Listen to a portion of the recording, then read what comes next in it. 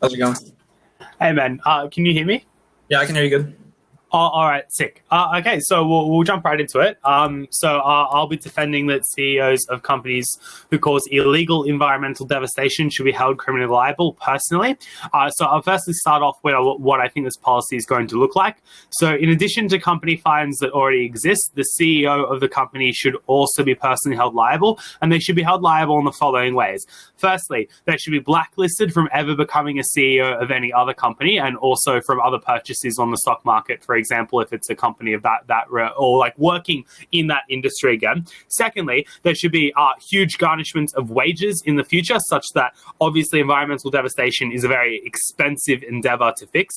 A single CEO is not going to be able to pay it back all themselves, but a very large portion of the assets is likely to be seized and repurposed for those purposes. And obviously in states like Australia or America, where CEOs technically are held personally responsible right now, but it is not enforced, I would support that actually being enforced and enforced in the way that I just outlined. Does that sound like a reasonable interpretation of the topic? Does that all make sense? I think that's fairly reasonable, yeah. Sick. Okay, so I'll get into three things in this speech.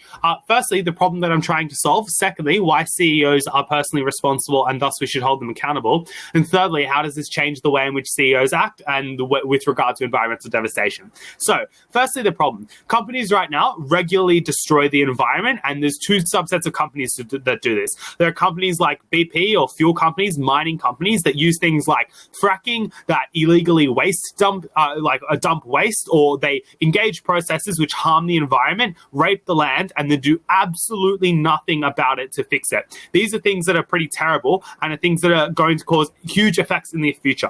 What are those effects likely to be? Firstly, the ongoing existence of climate change, which is already having devastating effects in places like America. You've seen like 2 hurricanes in like recent months, though that's directly tied to climate change. Secondly, also just like the destruction of land in the immediate vicinity. So for communities who live on that land, who are sometimes indigenous communities or rural communities without lots of support, they suffer and are poisoned by fracking and other things that are put into the water table. And thirdly, that water table thing actually flows down into dams for the rest of the population and poisons them as well.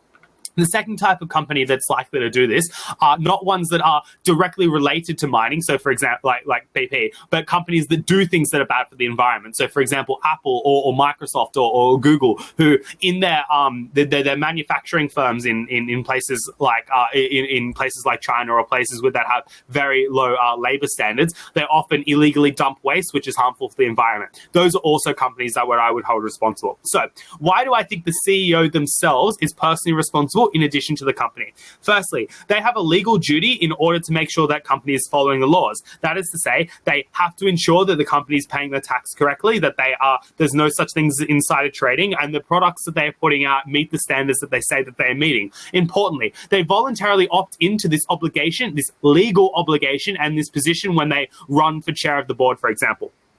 This means that we should definitely be holding them to this legal account to a very high standard. Secondly, they're the ones with the maximum power within the organization. So they're the ones who can generally, at will, hire and fire anyone who has the capacity to do so. They can force structural change and policy change in the way in which the company is operating, not just in the way they are operating, but the industries for which they are operating. We can see this right now with people like Elon Musk, who on a whim changes what SpaceX and Tesla are doing. These are things that are likely going to occur. Importantly, if a CEO is outvoted by the board, for example, and the board votes to do something illegal, the CEO has a legal obligation then to report that, because otherwise they would just be sitting idly by. So obviously would show amnesty to the CEO that reports that. If they themselves actively tried to stop this bad thing from happening, but were forced into doing it anyway, we would obviously protect them as long as they follow the laws that I just outlined. Thirdly, they themselves are the one with the maximum amount of information. So they get all of the reports, get onto their desk. I highly doubt that they read all of them, but they definitely should be reading all of them, because that is their job as the caretaker of the company. And if they're not doing it right now, they absolutely 100% should be, ensuring that there is not environmental devastation along that line. Importantly, a lot of the time when environmental devastation occurs, it's not because the CEO didn't know about it and couldn't do anything about it. No,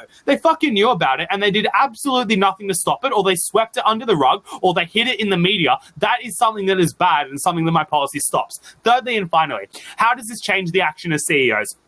Firstly, this holds them personally responsible in a way that doesn't exist right now. So this means that it's going to be tackling their livelihood. And importantly, the mechanism I give for blacklisting is likely to be incredibly important to these CEOs. Most people who rise to the top of like company chains to become CEOs care about their reputation. That's the thing that they trade on. They're the person who fixes companies. They're the things that run shit properly. They're the thing that keeps that company in the black. If they lose that reputation and they can't act on it anymore, that's going to incentivize them to act in ways to prevent them from losing that reputation. Similarly, the loss of future wealth, I think, is also going to be quite a large indicator for most people. Given that I'm supporting substantial garnishment and fines of their wages, it means that they're likely going to react in poor ways.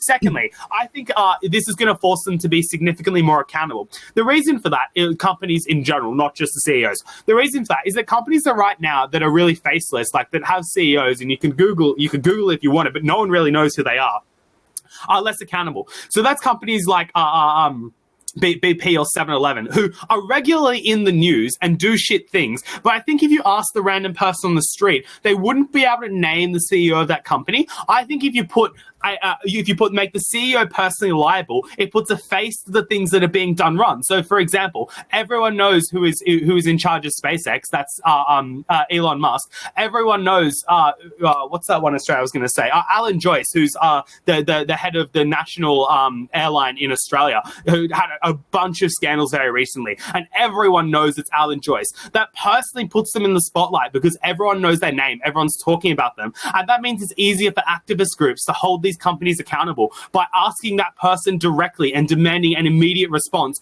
rather than just the faceless statement that's put out by the company's legal office. So these are things that mean that these companies are likely to be more held accountable. So to sum up, firstly, there's a problem with the way in which companies are acting right now, which harms the environment. Secondly, the people who can stop it either allow it to happen or force it to happen. We would stop them from doing that. And thirdly, this makes them more personally liable, which means they're more likely to change. And even if they don't change, activist groups can hold them to account significantly easier. That's why I propose.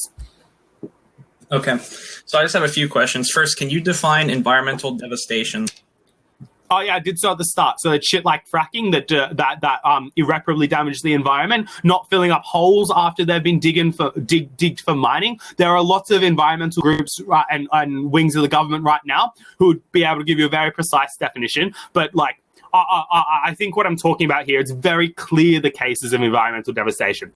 In circumstances where the legislation is such that it's not environmental devastation right now. So, for example, fracking is legal in some states in America. Those are things that I regret, but as the motion says, it's illegal environmental devastation. So I would like that legislation to change, but that's not what we would hold them criminally liable for. Okay. So I think we can both agree. Obviously, environmental regulations are important, and when they're illegally broken, that's bad. But my main two issues with the resolution is, one, I don't necessarily think it would inherently fix the issue with some of the points you brought up. And then two, it's not fair to every single CEO and every single company in the world, which, is a big problem. So when you have a country like, you brought up like the oil industry, for example, that's a very minute example of like the environmental problems. Like, look at something like General Electric, for example. They're in 170 countries and they have 300,000 employees, right? So if the CEO of General Electric, which is John L. Flanner, if he is sitting in his office somewhere in New York and then somebody in his Zimbabwe division is dumping their pollutants into a river, does that necessarily mean that they should be held criminally liable? I mean, personally, I say no morally for one reason, because while he is the CEO of a company that's such a small branch and such a big company, there are people along that chain of command that are more liable and more in access to, be the manager over that person than he is. You brought up how this would bring in their reputation into example, and how it tarnished their reputation. That would make it more important to them. Well, if you get sued as a company, or if you are criminally prosecuted as a company, I think that already hurts the CEO's reputation enough.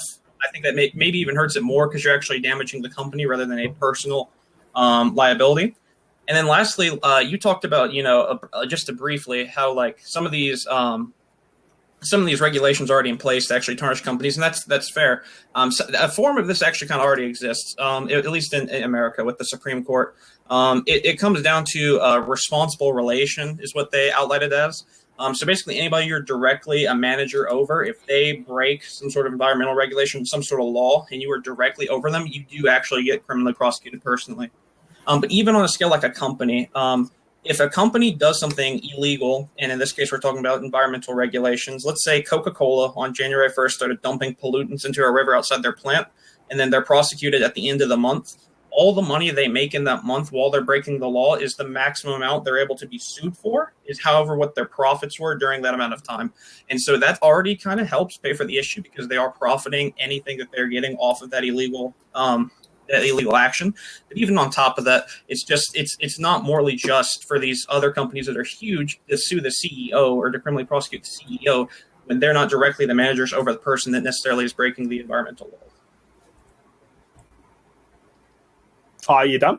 All right, Yep. 66. Okay, so I'll respond to all of those things. So the first thing you say is that they themselves are not morally culpable. I gave a bunch of reasons to believe that they are morally culpable. They have the maximum information, the maximum power, and it's their job and legal obligation to do so. If there is someone in your supply chain who is acting poorly without your knowledge, that is either that's one, an argument to also hold the person who is doing that wrong thing accountable. I would also hold them accountable. But I think the CEO we're not talking about the middle managers here. We're talking about whether or not the CEO should, and the CEO absolutely should, because it's very unlikely that what was the example you used, like the Zimbabwean branch of a company, like. It's very unlikely the middle manager in Zimbabwe just on a whim decides to dump a bunch of waste in a river that people drink from. You know, this requires the cooperation of everyone else in that branch. It requires policies to be passed down, and it doesn't happen overnight. And so for that to occur, it really does seem to me that the CEO has some time to know about it. Now, if it is something that is an ongoing problem, the CEO absolutely knows about it and definitely should be putting down policy directives to change that thing. As I identified before, if they come forward and they're like, look, here's this thing, we're fixing it right now, that's good, you know, in the same way in which if you commit a crime, you turn yourself into the police, the court's more likely to go lenient on you. I'm absolutely okay for that. This is an instrumental law that changes the way in which CEOs should be acting with regard to the environment. The next thing you say is to say, well, oh, yeah, I already responded to that. The next thing you say, well, the CEO's reputation is already damaged sufficiently under the status quo. For example, when you sue the company. Two responses. A, it's obviously not, in the sense that they continue doing these things, which means that the reputational damage isn't sufficient. And B, the CEO often stays at the top of that organization, which means there's actually no personal harm to them. Under my side of the house, not only do they get blacklisted from that industry, they also get their wages garnished. They probably get their assets seized. These are things that are actively destroying the environment. They absolutely should be held accountable for it. The final thing you tell me is that, well, people who are profiting under the status quo from illegal things, the example you used was Coca-Cola, you could sue them for that amount, and then that amount would repay for it. A couple of things. One, that's true only if the suit is successful. Two, it's not always true that there is enough money to cover it. A good example of that is fracking, which occurs in America and Australia right now, which poisons the water table, which is virtually impossible to reverse. And even if it were possible to reverse, it would be exceptionally expensive. The amount of profit that they made from that time would also be insufficient. Thirdly, you should be sued for more than just the profit that you made. You shouldn't be allowed to just go back to zero. You should be actively harmed because of that crime, in the same way that the retributive justice system puts people in jail. It doesn't just make other people whole in civil cases. The final thing I'd like to say is that in the circumstance in which it could fully pay it back, they've got no disincentive for them to do it in the future. Because at best, in your fault, they get a slap on the wrist and lose some money that they would not have had otherwise. In my world, it forces a drastic restructuring of the company, in which I identified before that activist groups are much more easily able to hold these people to account. Okay. So to get to some of your points, I'll start with the most recent one where you talk about like the Coca-Cola incident that I brought up. So they normally do these environmental illegal acts to try and get around current, obviously the legislation, but basically to try and cut corners, save money from here and there, right? So the difference between dumping your waste into a river and taking your waste to a waste treatment plant is not the same as all their profits they'd make for a quarter, right? Like 99% of the time, most of the environmental regulations they're going to break are not going to be more in cost to fix than they are making profits for these large corporations, right? I think that's pretty given. You give up fracking, which is, a great example, and I do agree that's a huge problem. It's very expensive, but that's a very, once again, a very small case, right? There's tons of things stopping, pollution to a river, or, pollutants in the air around the U.S.-Mexico border, like when NAFTA happened. These are real problems. But normally they are fixed relatively cheaply and compared to a company. Like over the course of NAFTA at the border, $15 million of pollutants were pumped into the air. Well, that's nothing compared to, like a single company that could, be forced to pay for it.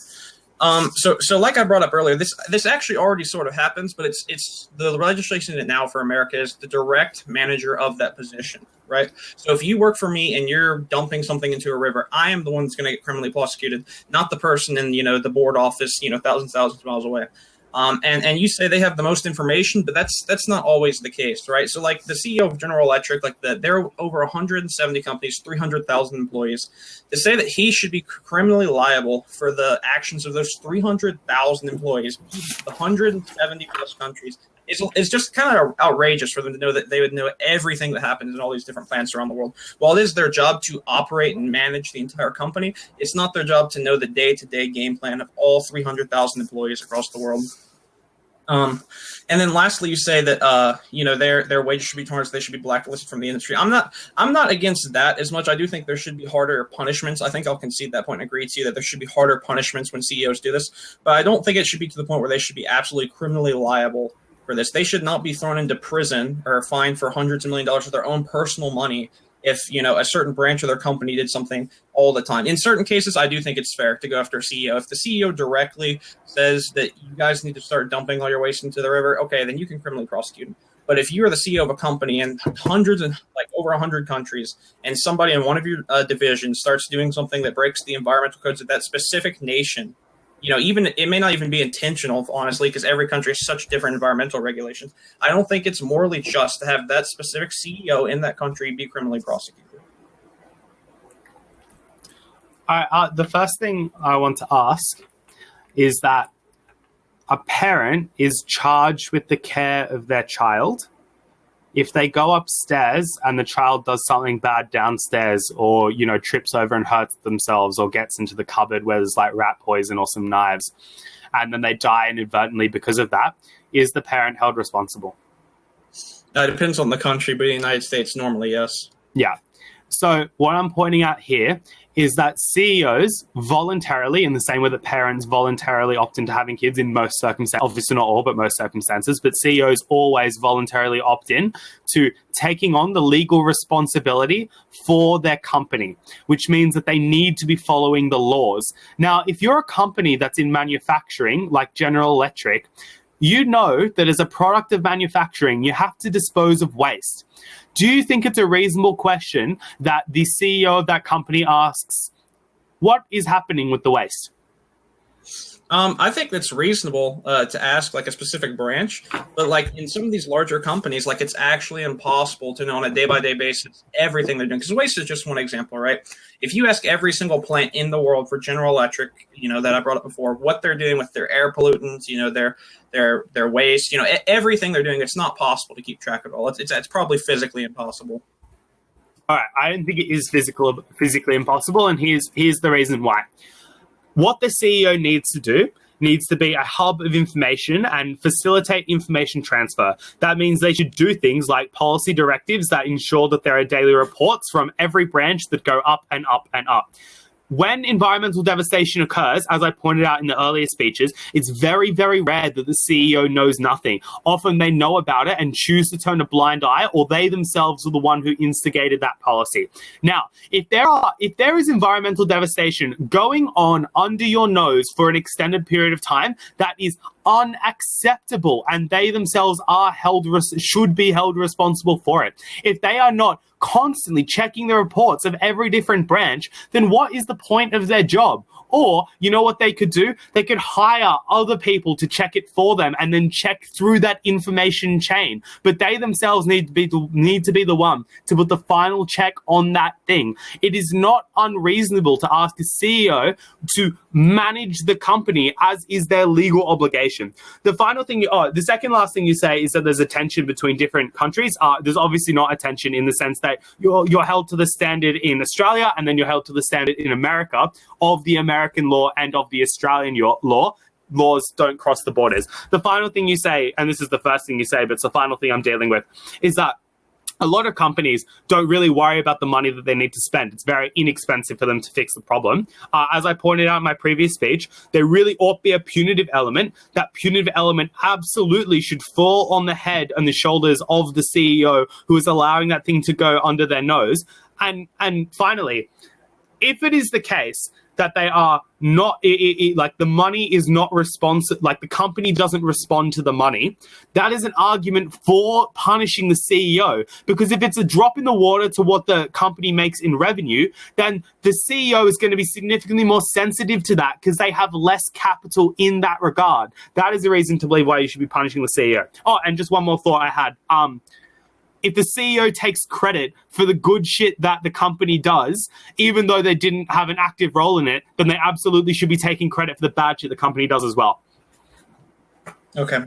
So to start with a question for you, because you brought up parents of a small child.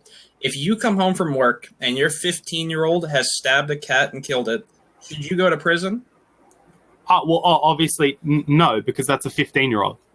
Okay, but that's still and you're considered a minor until you're 17 in the United States. So if you come home and your 2-year-old has sat on your cat and killed it, or you come home and your 16-year-old has run over a cat with the car, under the law, those are the same things. And the reason I bring that up. Well, yeah. So the response is that if you had absolutely no knowledge about it, sure. But the difference is that a CEO has absolute knowledge, or at the very least, absolute access to knowledge of the company, whereas a parent doesn't have absolute access to knowledge.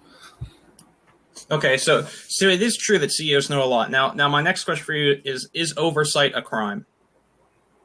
Is administrative oversight a crime? No. Okay, so oversights in America, this has been pretty big in recent years because of things like the Hillary Clinton scandal. Sorry. I understand. When you said oversight, I thought you meant like overseeing production, not oversight as in I made a mistake. Absolutely oversight. If you make a mistake and that results in the harm of others, I don't care if it's an accident. You in your capacity as a CEO have not discharged your moral obligation to care for the people around you and to be socially responsible. So absolutely, yeah. Okay. All right. So to start, you talk about, most of the time CEOs know about this and they rank it under the rug, right? And that's probably true a majority of the time. It's impossible for us to know what CEOs are always talking about in their boardroom. I will concede that is probably the majority of the time. But is it worth these big corporations being held responsible and their CEOs always being criminally prosecuted if it affects the rest of the CEOs and their ability to actually work in their industry, right? So for example, CEOs, when they are originally hired, they normally work their way up to the big companies, right? Nobody starts out in this field and is instantly hired by Coca-Cola and whatnot to run the company. So is it worth tarnishing these people's careers if they get hired by less companies that are up and coming? And normally it is the up and coming companies that are trying to reach to the top of the corporate ladder that actually, infringe upon these environmental restrictions the most. And so that draws an issue for themselves personally, because if they get hired by a bad company, they do sign a contract for them to be criminally prosecuted, is ending their careers and their lives, right? And so you also talk about CEO's responsibility, and I think a CEO being responsible for something and taking into accountability what they do and then being criminally prosecuted for the actions of their company are two very different things, right? If you come out and you make a public statement and say, I take full responsibility, I wasn't aware this was going on, I think that says something else, compared to them being criminally prosecuted for the actions of their company. And just we have to also look at like the ramifications this would have, right? So companies, if there is a bigger risk of them being prosecuted, even like prison sentences for them infringing upon these environmental rights, that is going to tarnish their incentive for them to go into some of these other countries, right? So for example, TNCs are the biggest example of this, right? So if you're a TNC and you want to get involved in a country like Zimbabwe or somewhere in Africa, a developing country that normally don't have these environmental regulations, if it is a bigger risk for you to go into these countries and start up a company, then one, they're probably not going to do it. And two, even if they do it, they're probably going to make it much more tight and not expand to the lengths that you see TNCs now. And that's going to hurt the local economies of these countries, Because I personally think TNCs actually do a great service to a bunch of third world countries. That's probably a debate for another day. But they train the population, they increase the GDP significantly of these countries, and I don't think we'd be seeing that as much if the CEO of these countries were personally liable for everything that their company does. Sorry, could you just explain that last point again? As far as I don't think your logic makes sense. Your claim is that third world countries often have more lax environmental regulations. Shouldn't that mean that it's more attractive to work there? Yeah, that's why they normally do it now, right? It's more attractive to open up a plant in somewhere like Zimbabwe than in the UK, right? Because obviously they have less environmental regulations in Zimbabwe. But if there's an increased penalty for breaking those, it's just going to tarnish the incentive to go out in the first place whatsoever. Like, you're obviously going to second guess opening up a plant in a different country if you can get prison sentence time for it if somebody makes a mistake over there. Okay, I'll come back to that. So the first thing you tell me is that there are small companies, and that's unfair because they're often the ones who break environmental regulations the most because they want to get to the top.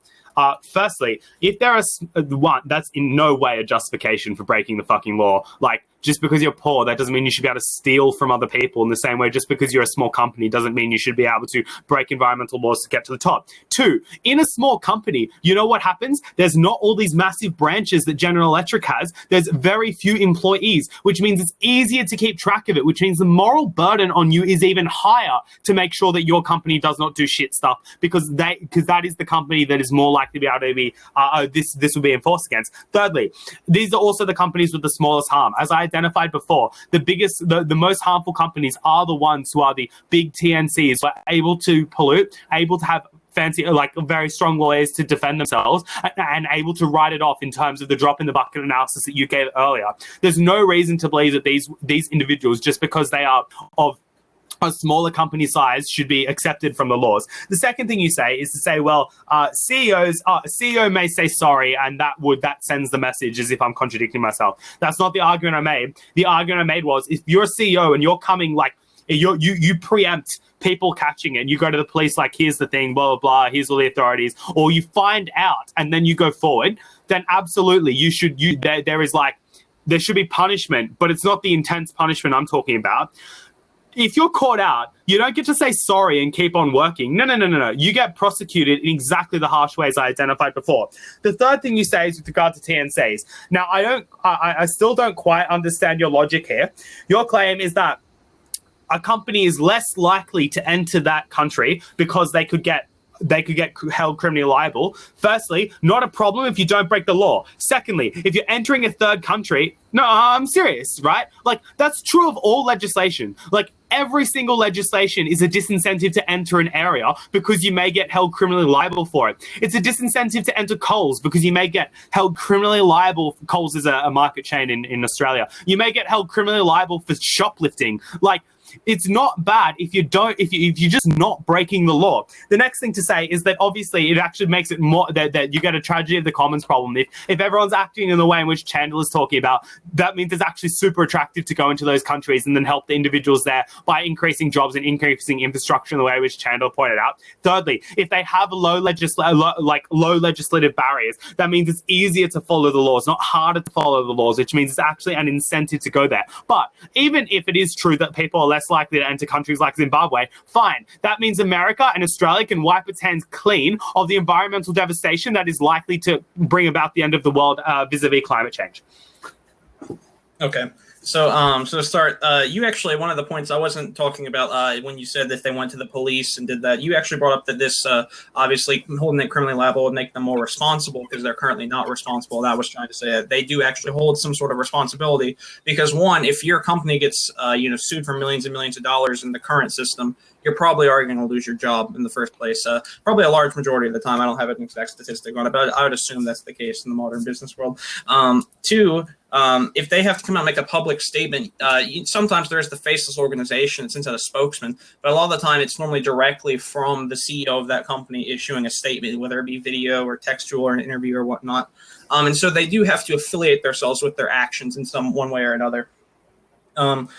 Now you talked about, you said you don't understand my point. If you are going to be held criminally liable compared to your company just losing its profits, you are going to be you're going to have less of an incentive to go into other countries and expand your operations, because there is a higher chance of oversight. And in this resolution, oversight will lead to you being criminally prosecuted, right? So as your company gets bigger and expands, because most companies expand exponentially, right? So they're going to expand as fast as they can to try and make the most money, and then eventually they'll stable out and hire all the people they need. But at the time, they're going to try and do whatever it takes to try and exponentially expand. And when that happens, oversight is fairly common in the business world when this happens, in TNCs especially. And so with the idea of oversight leading to you being criminally prosecuted, you are for sure going to second guess opening up another plant, which is therefore going to hurt the global economy as a whole. And so for that, you have to kind of equate, is it worth suing these people for their money, possibly getting some jail time, but normally they just, make bail or whatnot, compared to all these countries and all the economies in the world actually suffering from the lack of business and TNCs, and also having their people get skilled jobs and skilled labor force.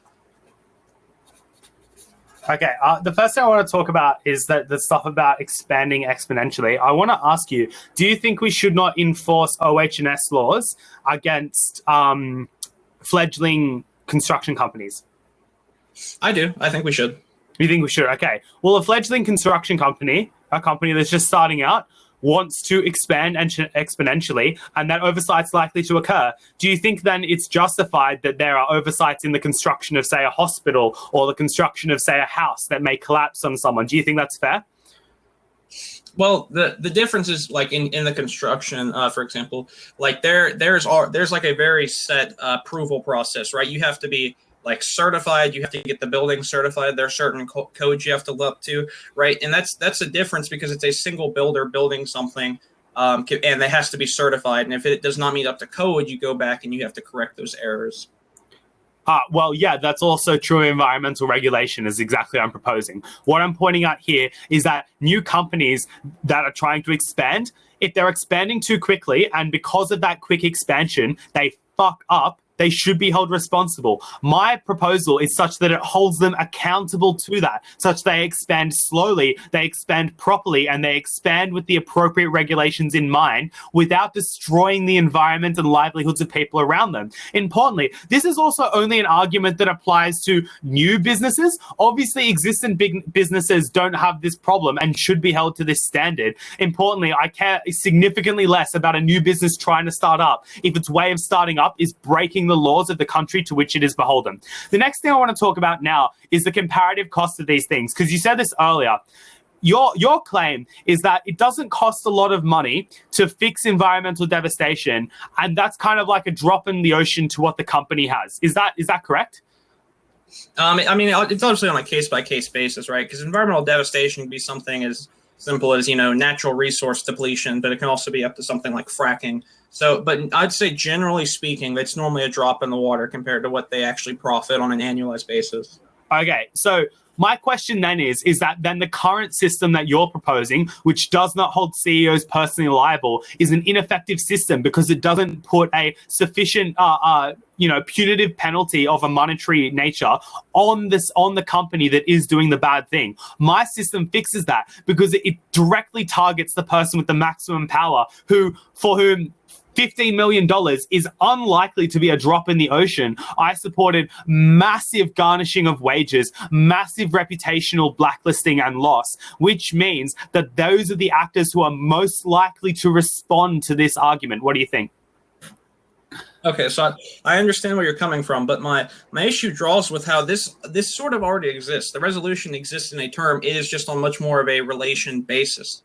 Right? If I am the CEO of a company and I say, Liam, I want you to tell your plant to go dump all your waste into this ocean, right? I will get criminally prosecuted. I won't get criminally prosecuted if the 300,000th employee under me decides to dump his waste into the ocean, because that's not a direct order from me. It's reasonable responsibility is a term that they use in the Supreme Court case that relates to this in corporate law.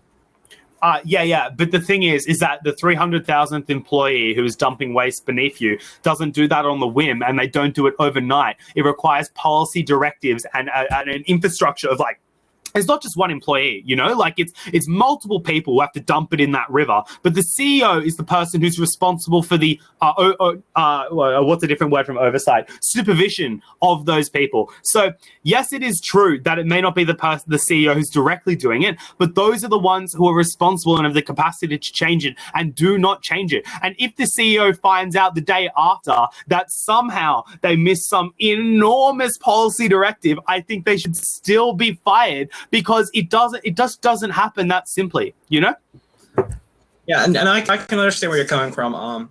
And I think we can both agree that obviously environmental, devastation is a bad thing, and that CEOs should be held responsible. I think we just disagree on how it should be implemented, right? So I'm actually a big fan of the current system if it was, fully enforced, right? If it was fully enforced, I think it's perfectly fair for the reasonable reasonable responsibility, so that if I directly tell somebody to do something, if an order comes down from the CEO to break some environmental law, then the CEO will be criminally prosecuted. I don't think it's fair for every single time that an environmental regulation is broken for the CEO to always be criminally prosecuted, right? I think this should be a very case-by-case basis thing, and not just always point the fingers at the CEO, right? Because honestly, it's not always the CEO's fault. The CEO is overall responsible. It's not always his doing, and therefore I don't think it's morally just to always blame the CEO and use them as a scapegoat. I'm not using it as a scapegoat. I'd also punish the people doing it as well. The question I want to ask you here is, because under your system, you only punish CEOs when they are directly ordering the environmental devastation to occur, yeah? Well, and in the law, that was the example I used, but in the law, it's if you also fail to prevent it to a degree, right? So if I am the head of a plant and my plant is dumping things into the river, and let's say I don't know about it, right? I will still be prosecuted because I'm the head of that plant. But if you are the head inside a business in New York and you are sitting in your chair room and then somebody in Zimbabwe is dumping it into the river, like I kept bringing up, you're not going to be criminally prosecuted, because there's no possible way, if you claim you didn't know and they can't prove that you know, there's no possible way for you to be held accountable logically for what the people in this branch in Zimbabwe does when you have 295,000 other employees and you're in another 170 countries. Right, and my system gives the CEO who's sitting in the cushy office in New York to find out.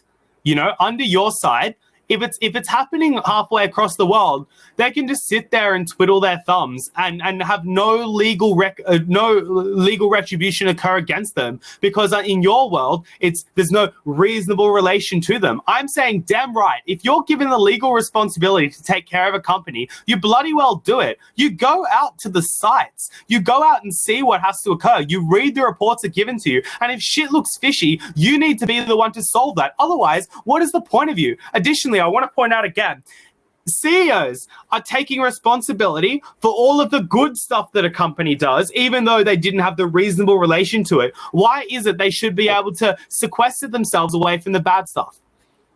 Why do you think CEOs are able to separate themselves from the bad stuff just because they're not criminally prosecuted? If you are the CEO of a company, and let's say there's no reasonable relation, your company, while you're the CEO, is still getting sued, and probably for all their profits. It's a major devastation to the company. It's a major tarnish on your reputation. You're just not going to personally be sued or lose jail time for it. And so, I think it's a little crazy to say that they're not being affected at all by the current system, because clearly they are, as well as the company. If you are the CEO of a company and you get the living crap suit out of your company and it tarnishes your company's reputation, you're probably not going to be CEO for terribly much longer on most cases. Yeah, and then you'll retire with a bunch of money, and you'll get to be fine with that. That's absolutely unjust. Also, I'd flag you back to what I said in my very first speech, which was that this directly puts a face to the problem that is occurring. That means it's easier for activist groups to target and ask direct questions. It's not just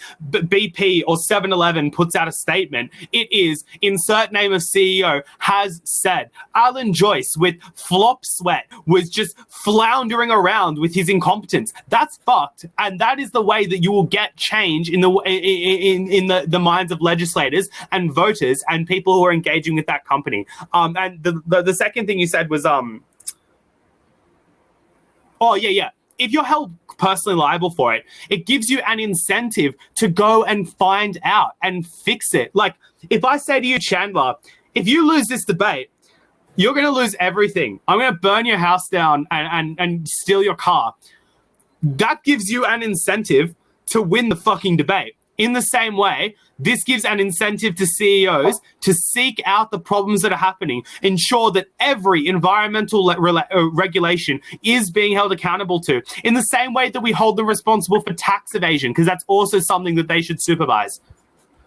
Okay, so you say they should just go out and visit every plant then and just be liable? I mean, you even said that at one point. They should go out and visit the sites. If you are the CEO of General Electric, you cannot go visit the 172 countries that your business is held in. That is not possible when you have to run and look at every other aspect of this business, right? It is not logical to say that they can physically go onto the site of every single plant in the world and ask what you're doing with your pollutants, what are you putting into the air, when they have to worry about taxes, employment, revenues, profit margin, stock sales. They have to worry about so much, and for them to be expected to single-handedly, just them, because they will be criminally liable if they do so, it would be single-handedly just them to be responsible for the environmental restrictions of every single country and all these plants in the world. That's just outrageous, and it's morally not wrong. I can understand your concerns and how you believe this would stop these companies from doing this, right? But you've proven the affiliation between this. But why do you think directly it's going to cause this to significantly go down if they're criminally prosecuted? Because if the business is not prosecuted, then the business, and it's not hold criminally liable, then the business is probably not going to think half as much, or think twice about doing this in the future, because then it's the CEO is going to take the dive, right? The business won't be losing money. The CEO is going to take the dive, and then we can just hire another CEO. There's hundreds of thousands of people out there that want to be CEOs of these top companies. It's not that hard. They're worth less than the paper they're printed on. Well, as I said before, I'm also holding the company responsible. It's not single-handed. I'm just holding the CEO responsible as well. You say it's infeasible to go out and visit 172 sites, potentially, but you know what you do? You send one of your information officers to go down and find out. You read the reports. Think about the logical leap you would have to make for a CEO that does the due diligence to have a committee or a little branch of their office that is about environmental regulation, then goes down to every single site, as you could have a group of 30 or 40 people do that, then all take reports. All of those reports come up, and then all of those people lie and what's the word beginning with C? Collude together to deceive the CEO of the environmental devastation that is occurring. That is so unlikely to occur. It is unreasonable to expect that a CEO has literally no knowledge of the destruction that their company is doing, and then not take responsibility for it. That seems the unreasonable thing to me. Okay, but if one of those people, you said 30 or 40 people, if one of those people, Liam, if I send you out to Zimbabwe and you accidentally circle the wrong box on your report and you send it back to me and I read it, say, okay, there's not a problem here, put it on my desk, and then the people show up later and they put me in handcuffs, right? That their oversight is not a crime, right? Administrative oversight is not a crime in a lot of situations. And so if you hire these people and they make a mistake, you are held criminally liable for their mistake and their misdoing. Even if you didn't commit the crime, have no knowledge of the crime, and the people that were supposed to tell you about the crime and double check it also made an error, right? And you've also failed to respond to the point on how it would hurt all these developing countries in the world, just countries in the world, not even just developing countries. These 170 countries that General Electric's in, because if their CEO is going to be held criminally liable, they're probably going to pull out and back out of a lot of these countries and be afraid to expand their operations, which is going to significantly damage these economies of all these countries in the world.